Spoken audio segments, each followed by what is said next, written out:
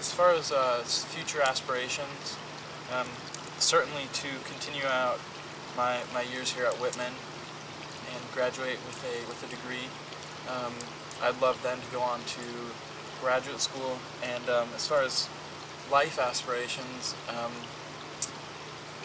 fairly certain at some point I will start my own company. My father and my grandfather and my great-grandfather have all been entrepreneurs and started their own businesses. It's in my blood, and I don't see that changing.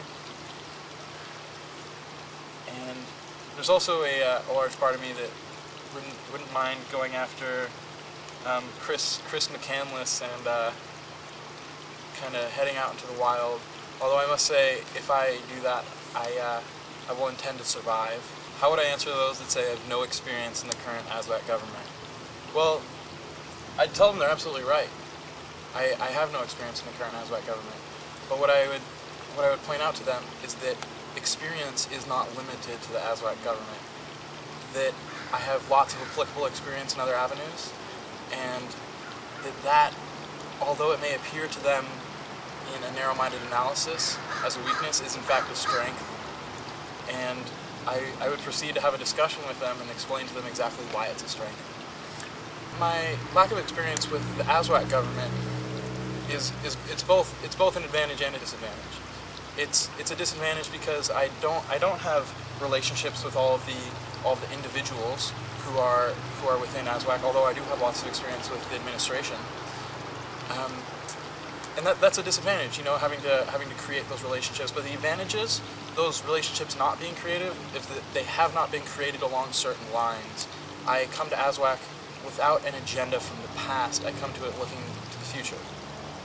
That is something that I don't think any other candidate can offer. The office of presidency is not an easy job, and a time in my life when I faced a crisis and how I overcame it. The first thing that comes to my mind when I'm thinking about this is alcohol. I'll probably be the first to admit to you that I have a problem with alcohol.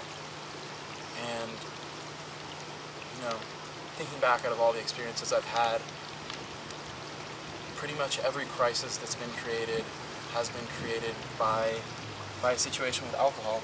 And the main thing to overcome out of all of that has been alcoholism itself. It's not something that I've just overcome, or something that, you know, it's not like a mountain that you climb once and then it's over with. It's something that you have to face daily. And out of everything I faced in my life, it has been certainly the most difficult. And I realized in getting through it that the way to overcome and the way to deal with crises is to ask for help. We're not alone. We live in a society, and you need to reach out to reach out. You know, every situation and everything I've got through because of the help of my friends and family. I'd say when talking about leadership, the crucial distinction I make is the difference between being a leader and being a manager. Those are two very different things. And, you know, delegation of authority and responsibility is a part of both leadership and being a manager. And I think the crucial difference is that a leader leads by example, and a manager really doesn't do any of the things that he tells everybody else to do.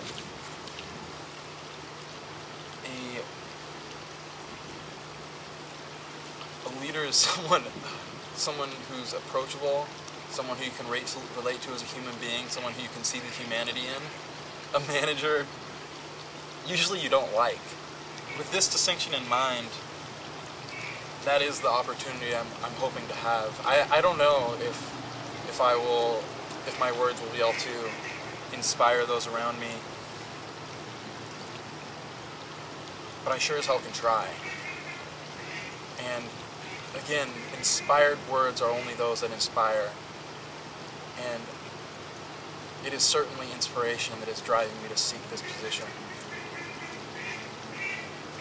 I think as president, the way I should spend my time is figuring out what the key issues are, coming up with plans and ways to best go about them, and then taking these issues to individuals and seeing what the majority opinion is on each of these issues. When I've approached my peers and individuals, asking them in general what issues they thought, people who are not at the top of it or involved with it don't see these things, and these aren't things in their everyday thoughts. It shouldn't be a system based around people bringing me issues and just listening to them, although I will do that, certainly. But my plan is to bring things to the forefront of each and every individual's life at Whitman. I think with good leadership, there is kind of a great brewing potential within each of the students in ASWAC that, if realized, could not only change things within Whitman, but also make things better within Walla Walla.